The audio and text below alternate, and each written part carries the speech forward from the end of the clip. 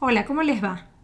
Estoy de vuelta para seguir hablando con ustedes acerca de este libro tan interesante que es esa cosa llamada Ciencia de Alan Chalmers. La idea es que ustedes lean en lo posible todo el libro, por lo menos los capítulos que vamos a ir comentando acá, y que este video les sirva como una especie de síntesis y digamos, de énfasis en aquellas ideas que consideramos más importantes y que les pueden llegar a servir más para cursar esta materia.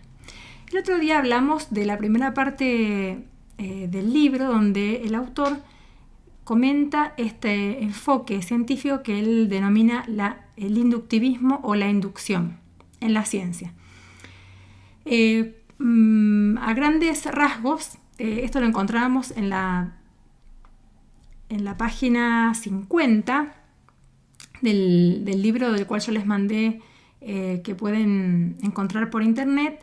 Si ustedes trabajan con el texto en papel que está en biblioteca, los capítulos van a variar porque es una edición anterior. Así que pueden buscar en el índice dónde es el que el autor explica esta tendencia del inductivismo, esta postura, digamos. En el libro, el que está en la biblioteca, creo que están los primeros capítulos. Aquí es el capítulo 4, donde el autor explica qué es lo que sería esto que le llama inductivismo. Y me parece interesante que lo visualicemos en un dibujo que está en la página 63, donde aparece justamente el proceso general de lo que sería el inductivismo. Es decir, la sumatoria de hechos adquiridos por medio de la observación, también llamados enunciados observacionales, permiten en algún momento, cuando hay una suficiente cantidad, por inducción arribar a leyes y teorías que luego van a permitir, por deducción, otro proceso lógico, llegar a predicciones y explicaciones. Ahora bien, ¿cuáles son las críticas que le hace Chalmers a este inductivismo? Son unas cuantas, para solamente comentarles las más importantes. En primer lugar, él se pregunta cuántos hechos son suficientes para inferir una ley o una teoría a partir de ellos. El otro día hablábamos de una taza que se rompía. ¿Cuántas tazas debemos romper para poder llegar a una conclusión y poder inducir una ley de esa observación? 100, 1000, 10.000, 1.000.000. En realidad, este tipo de enfoque hace que cualquier hecho o cualquier enunciado observacional que sea, digamos, que no cumpla con lo que la ley indicaba, es suficiente para derribar esta ley y esta teoría. Con lo cual, según Chalmers, lo hacía muy poco propicia al progreso en la ciencia, esta idea de que la ciencia va aprendiendo y va progresando. No es Chalmers, en realidad siempre pensemos que Chalmers hace un comentario acerca de lo que otras personas pensaron y propusieron al respecto. Por eso el segundo enfoque que nosotros tomamos en cuenta y que él va a desarrollar en profundidad es el falsacionismo, en el capítulo 5, en la página 68, donde aparece predominantemente la figura de Karl Popper, como dice esta introducción, el defensor más vigoroso de una alternativa al inductivismo, a la cual me referiré con falsacionismo. Bueno, aquí, cuando ustedes lean, van a ver que Popper veía una cantidad de problemas en lo que era el inductivismo y buscaba una alternativa a ese tipo de pensamiento de algún modo simplista o mecanicista. Entonces, voy hacia el final de este fragmento donde dice: Popper concluyó que las teorías genuinamente científicas, al hacer predicciones definidas, eliminan un cúmulo de situaciones observables de un modo que escapaba, a su parecer, a las teorías freudianas y marxistas, que eran las que estaba estudiando y que le parecían que no cumplían con esta idea del inductivismo.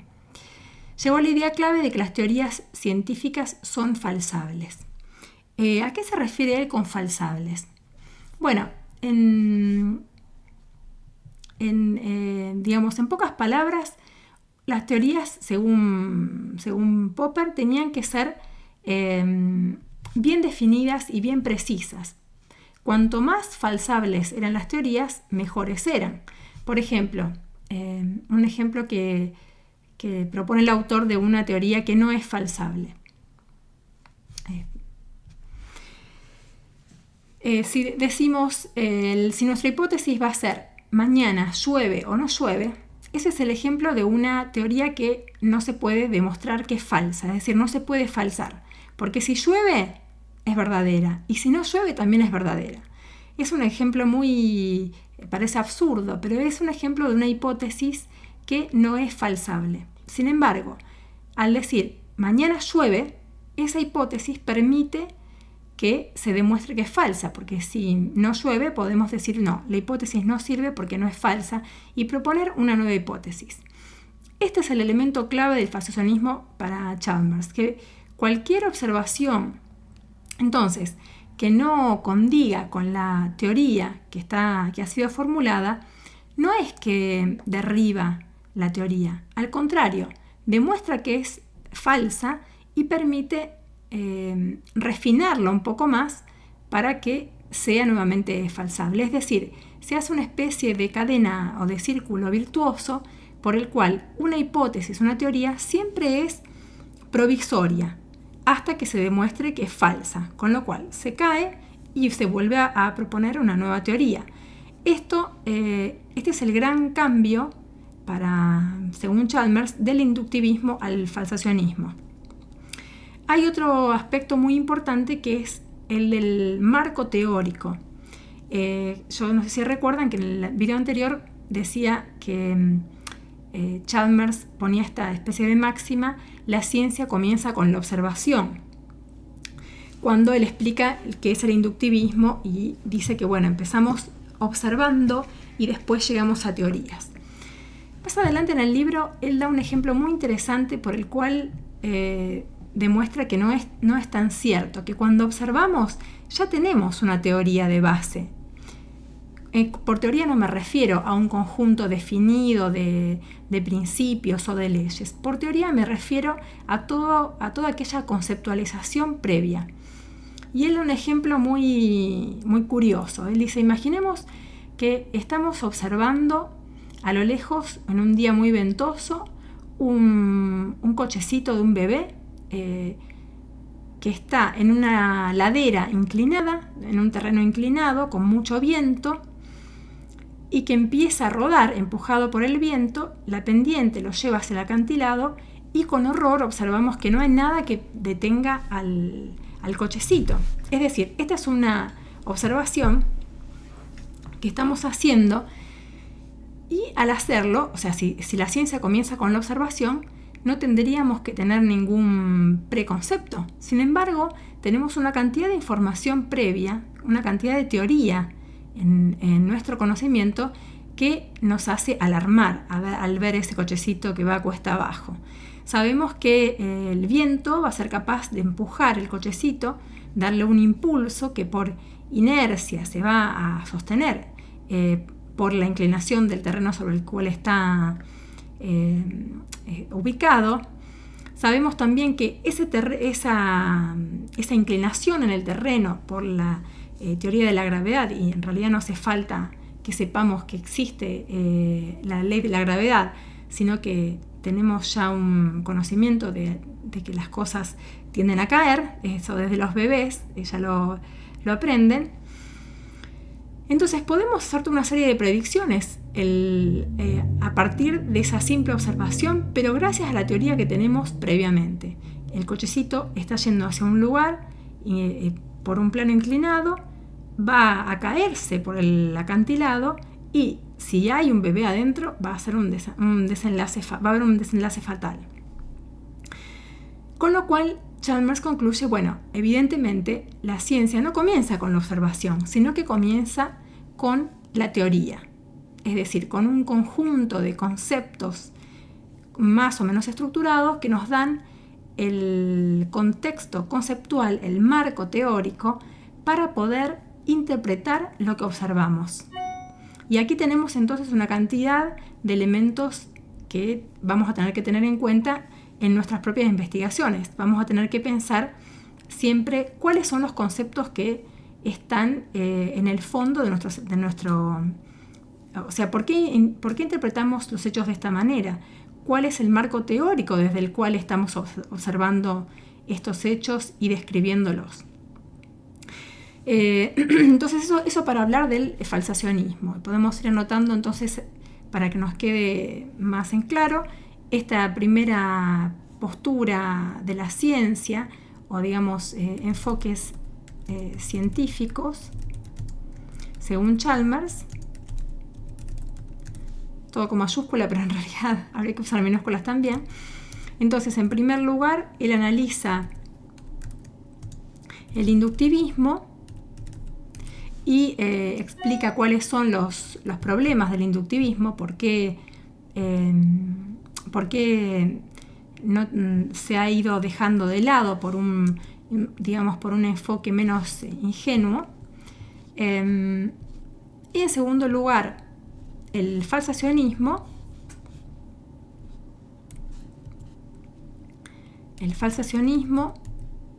Que también a veces por lo menos en la edición que yo trabajé mucho, que no es esta que estoy viendo acá en formato PDF, ocupaba toda una sección que se llamaba la ciencia como estructura. Es decir, el inductivismo podría resumirse con esta idea de que la ciencia comienza con la teoría. Y con la observación.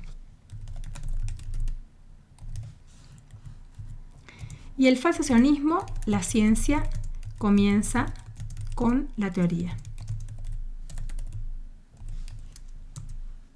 Nuestro paso por este libro es bastante rápido y, repito una vez más, les recomiendo que lean todos aquellos capítulos que tratan de estos tres enfoques. Ahora va a ir el último, porque les va a servir como una especie de fundamento epistemológico a partir del cual después van a dedicarse más específicamente a la investigación en música o a la musicología.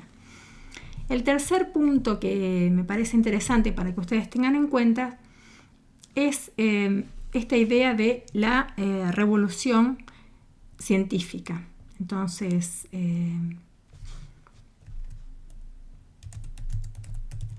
las revoluciones científicas, que están en el capítulo página 110, el capítulo 8 en esta edición. Aquí vienen las teorías como estructuras. Vamos a corregir esto acá, así no se confunde con las revoluciones científicas o las teorías como estructuras, mejor. Porque él va a analizar dos casos, el de Kuhn y el programa científico. Pero vamos a hablar solamente de la idea de los paradigmas.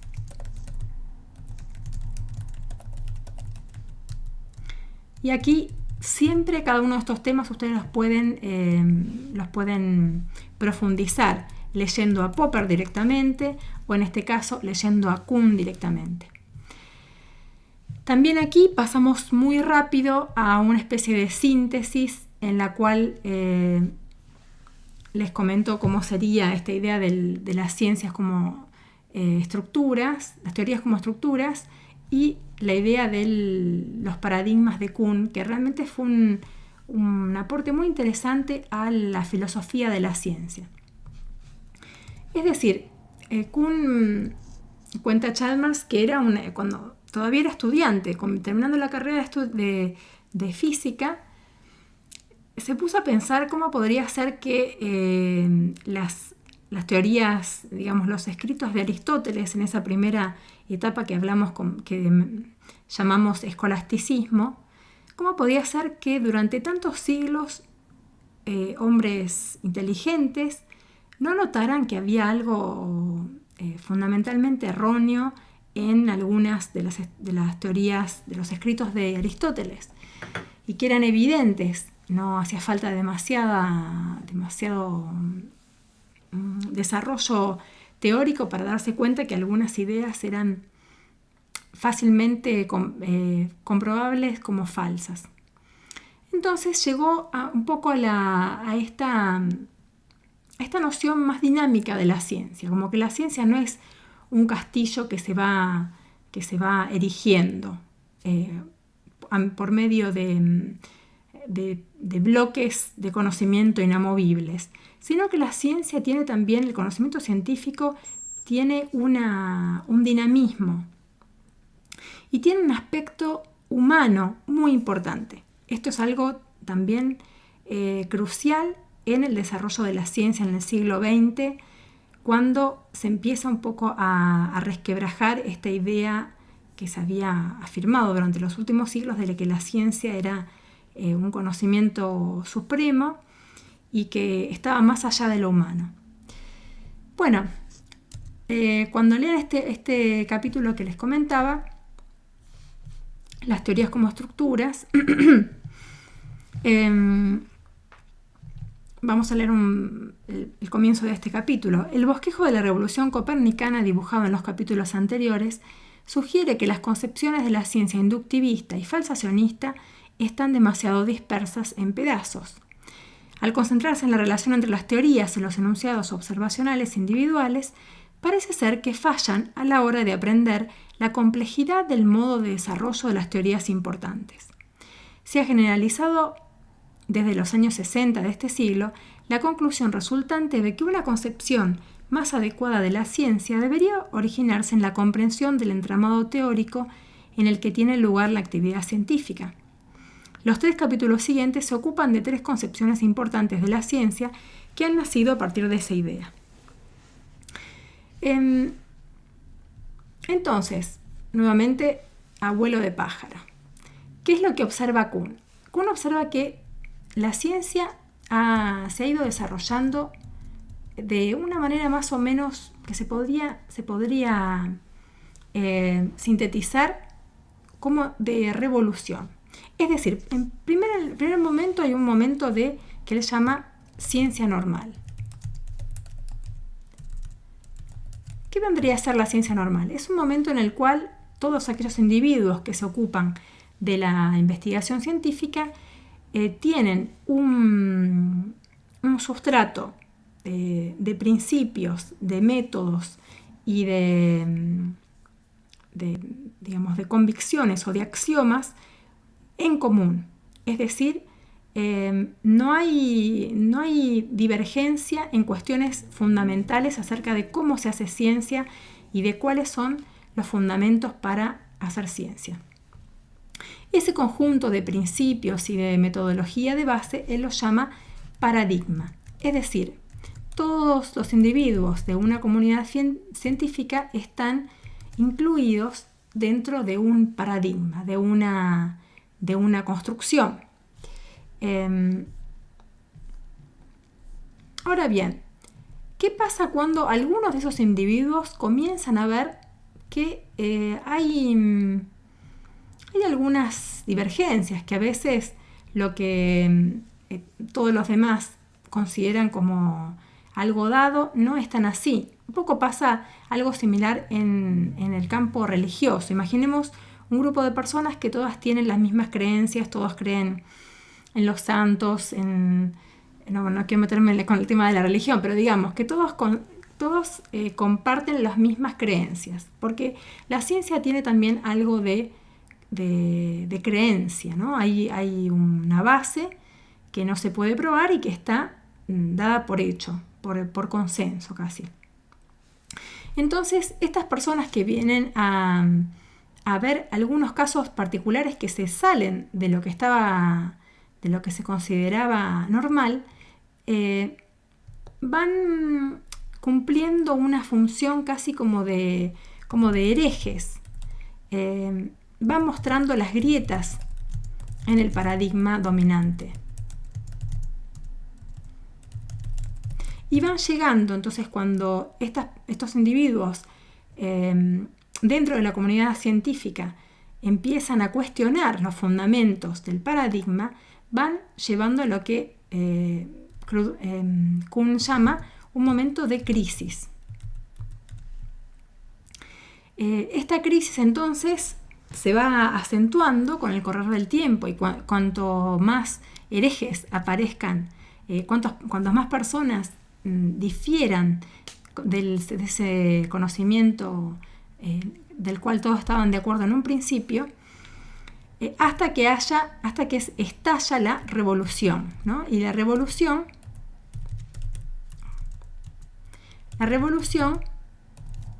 produce entonces un cambio de paradigma y un nuevo paradigma, en el cual nuevamente están todos los miembros de ese conjunto, de esa comunidad científica, están de acuerdo con los fundamentos de base. En el próximo video les voy a dejar un diagrama del desarrollo entonces de la revolución científica según Kuhn, para que la tengan en cuenta y complemente las lecturas que hagan de ello. Bueno, y con esto cerramos entonces la reflexión acerca de Alan Chalmers en este vuelo de pájaro realmente muy muy alto. Espero que les haya servido y nos vemos en un próximo video. Chao, chao.